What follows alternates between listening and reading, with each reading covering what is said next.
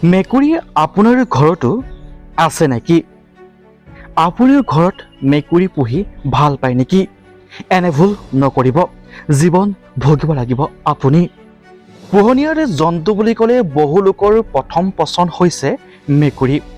বহু লোকে মেকুৰীক ভাল পায়, কিন্তু আন বহু লোকে আকৌ মেকুৰীৰ পৰা বিভিন্ন ধৰণৰ বেমাৰ আজাৰ বিয়পিব পাৰে বুলি, বিশেষকৈ যিহেতু মেকুৰীয়ে ঘৰ ঘৰ কৰি শব্দ কৰি থাকে আৰু সেই শব্দৰ পৰা মানুহৰ হাঁপানী বেমাৰ হ'ব পাৰে বুলি বহু লোকে মেকুৰীৰ পৰা আঁতৰত থাকে। মেকুৰী এই শব্দটোৰ পৰাই বহু লোকে মেকুৰী ঘৰত পোহনীয়াৰ জন্তু হিচাপে পুহিবলৈ নিবিচাৰে। তেওঁলোকে ভাবে যে মেকুৰীৰ পৰা এই বেমাৰ মানৱ শৰীৰলৈ বিয়পি পৰিব আৰু তাৰ পাছতে বিভিন্ন ধৰণৰ ৰোগ দেখা দিব। আপুনি যদি মনত এই ধাৰণালৈ আছে, তেনেহ'লে আপুনি আপোনাৰ জীৱনত আটাইতকৈ ডাঙৰ ভুল কৰি আছে।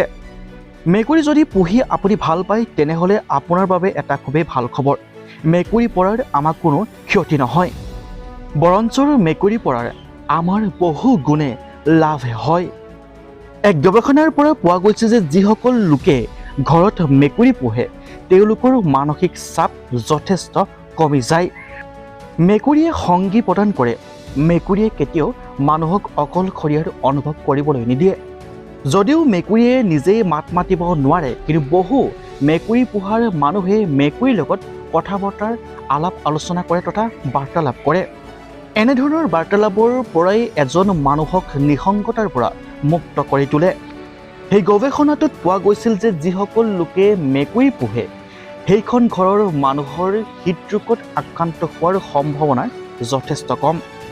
ইয়াৰ উপৰিও মেকুৰী পুহিলে নাইবা মেকুৰীৰ সৈতে সংস্পৰ্শ আহিলে সেই ব্যক্তিজনৰ এলাৰ্জি, হাঁপানি হোৱাৰ সম্ভাৱনা যথেষ্ট কম হয়। মেকুৰীৰ এটা স্বভাৱ আছে, মেকুৰীয়ে সদায় মানুহৰ বিচনাত শুই ভাল পায়।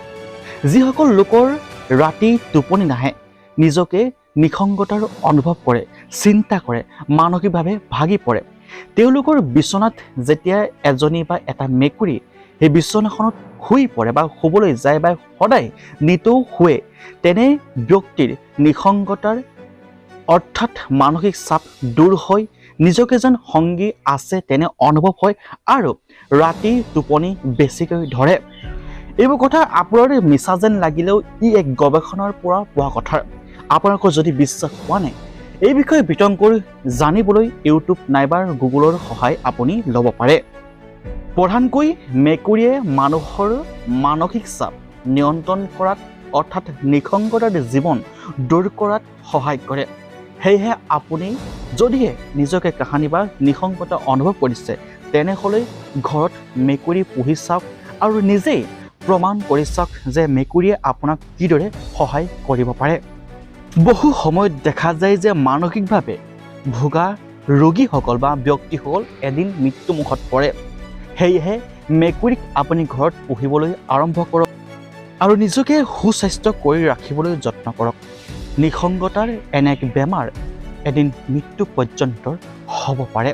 সেয়েহে বহু গৱেষকসকলে ক'ব বিচাৰে, যদিহে আপুনি ঘৰত মেকুৰী পুহিছে, তেনেহ'লে আপোনাৰ মানসিক স্বাস্থ্যৰ যথেষ্ট উন্নত হ'ব।